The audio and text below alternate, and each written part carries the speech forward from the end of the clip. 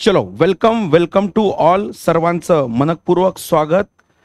SCU मुद्दा काय आहे थोडं व्यवस्थितपणे बघण्याचा आपण प्रयत्न करू. सोशल मीडियावर तुम्हाला माहित असेल मोठ्या प्रमाणामध्ये एक असं त्याला काय म्हणतात की जंगल आहे, तिथं बुलडोजर ठेवलेले आहे, JCB ठेवलेले आहे, प्राणी पळत आहे, एक्सेट्रा एक्सेट्रा हे चित्र तुम्हाला दिसलं असेल. पण तुम्हाला कळलंच नसेल की नेमकं काय आहे बा हे, कारण आजकाल AI द्वारे कुठली आर्टिफिशियल चित्र हे तयार होऊ शकते.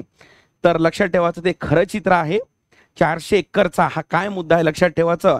एकदम व्यवस्थितपणे आपल्या नेहमीच्या स्टाईलमध्ये म्हणजे विथ ABCD पासनं हा मुद्दा समजून घेण्याचा प्रयत्न करू.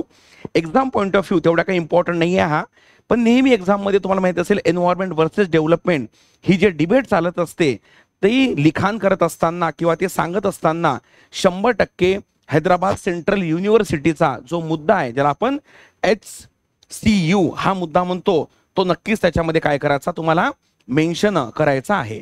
चला अतिशय कमी वेळामध्ये आपण बघण्याचा प्रयत्न करू की हैदराबाद सेंट्रल युनिव्हर्सिटीचा हा मुद्दा काय आहे आणि विद्यार्थी प्रोटेस्ट का बरं करत आहे. तर ठीक आहे, चलो बघा बेसिक.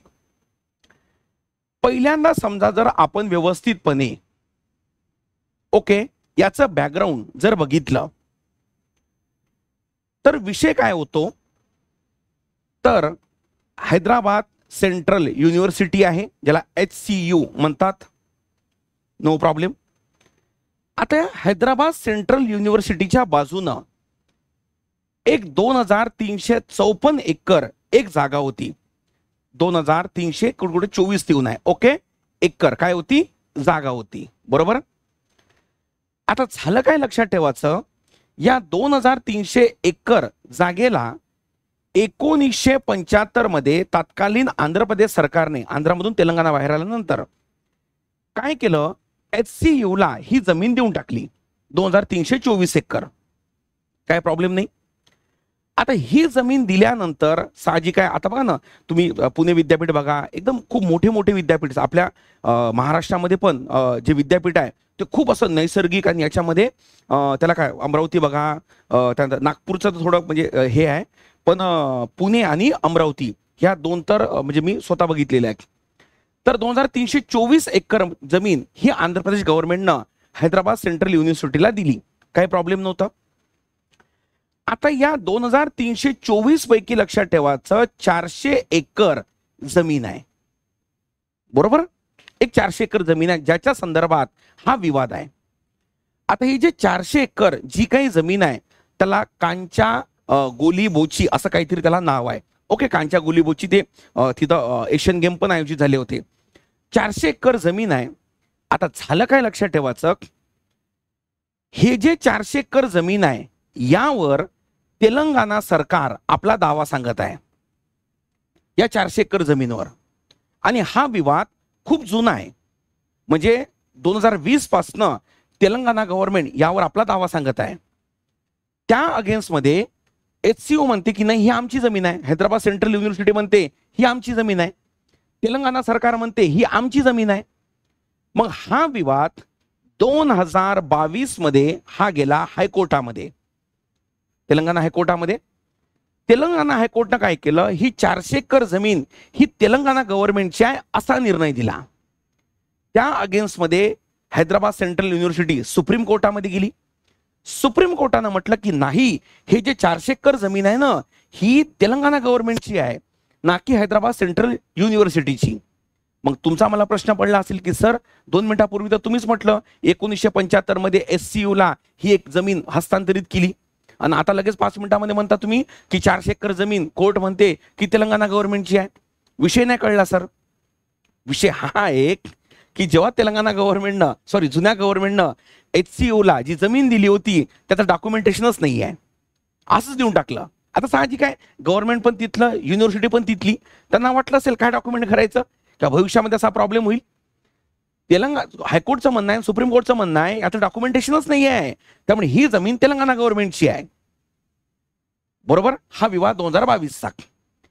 आता 24 मध्ये काय झालं, तर तेलंगणा गव्हर्नमेंटला या 400 एकर जमीनवर एक मोठा IT पार्क हा स्थापन करायचा आहे.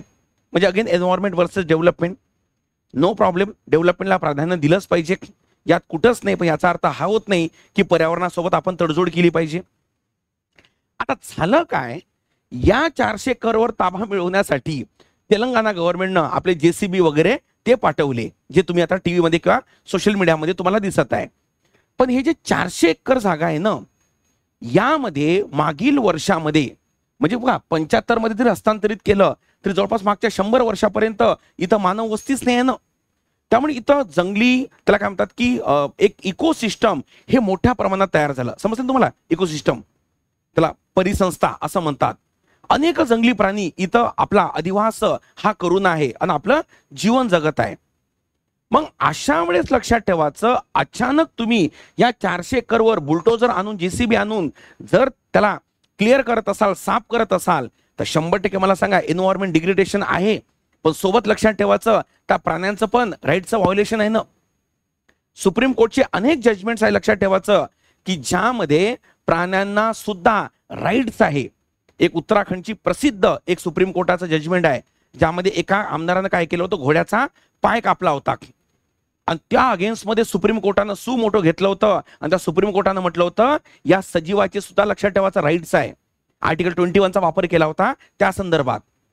असे अनेक जजमेंट आहे सुप्रीम कोर्टाचे की ज्यामध्ये जे काही वाईल्ड लाईफ आहे किंवा जे काही आपलं एन्व्हायरमेंट इकोसिस्टम आहे त्यांचे सुद्धा राईट्स आहे. म्हणून तुम्हाला माहित असेल सुप्रीम कोर्टानं या कारवाईला स्टे दिलाय. आता तिथलं स्टेटस को काय माहितीये का, सध्याची स्थिती काय आहे? सुप्रीम कोर्टानं ताबडतोब हैदराबाद तेलंगणा जे हायकोर्ट आहे तिथल्या रजिस्ट्रारला ताबडतोब पाठवलं की जाऊन बघ तिथं काय होत आहे तर, आणि ताबडतोब त्याच्यावर स्टे लावला. सध्या स्टे आहे. सुप्रीम कोर्टचं म्हणणं आहे जागा तुमच्या मालकीची आहे असा आमचा निर्णय आहे, पण याचा अर्थ हा होत नाही की तुम्ही मनमानी पद्धतीनं काही पण कराल म्हणून.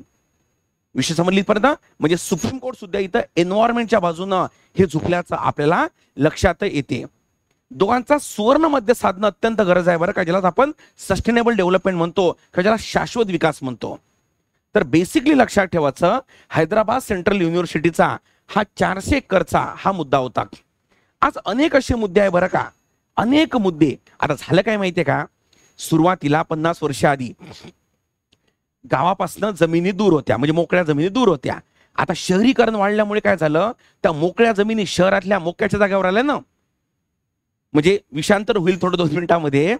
आपल्या गावातलं बस स्टँड माहितीये का तुम्हाला? बस स्टँड आपल्या गावातले पहिले बस स्टँड गावाच्या बाहेर होते, आता ते बस स्टँड गावाच्या सेंट्रल मध्ये आलं. अनेक उद्योगपतींची नजर त्या बस स्टँडवर आहे बरं का, की त्याचं खाजगीकरण करायचं, बिल्डिंग बांधायची, खाली बस थांबेल आणि वर आपण मोठ्या मोठ्या टॉवरच्या टावर उभारू म्हणून. आणि केव्हाही पुढच्या 5-10 वर्षामध्ये हा फतवा येऊ शकतो. तर बेसिकली लक्षात ठेवायचा हा तो प्रॉब्लेम आहे, कारण आपल्या इथं लँड रेकॉर्डिंग हे प्रॉपर नाही आहे. आणि याच्याद्वारे हे झालं 400 एकर मध्ये युनिव्हर्सिटीच्या बाजूची जागा आणि तिथं लक्षात ठेवायचं IT हब स्थापन करायचं, जसं पुण्यामध्ये हिंजेवडी IT पार्क आहे त्या पद्धतीवर स्थापन करायचं.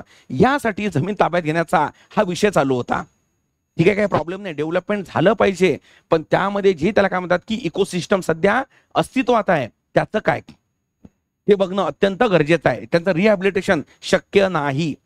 माणसाचं रिहॅबिलिटेशन होऊ शकते, प्राण्यांचं कसं काय होणार आहे रे बाबा? एवढं सगळे तिथं जंगली प्राणी आहे. तर याद्वारे लक्षात ठेवायचं हा हैदराबाद सेंट्रल युनिव्हर्सिटीचा काय होता, हा मुद्दा होता. आणि फायनली सुप्रीम कोर्टाने याच्यावर काय दिलाय, स्टे दिलेला आहे. ओके, चला थोडक्यामध्ये मुद्दा समजला. प्रमुख आपला उद्देश फक्त मुद्दा समजणे होता, बाकी काही नाही. कधी एन्व्हायरमेंट वर्सेस डेव्हलपमेंट लिखाणाची गरज जर पडली डिस्क्रिप्टिव्ह पॅटर्न मध्ये, तर याचं उदाहरण द्या.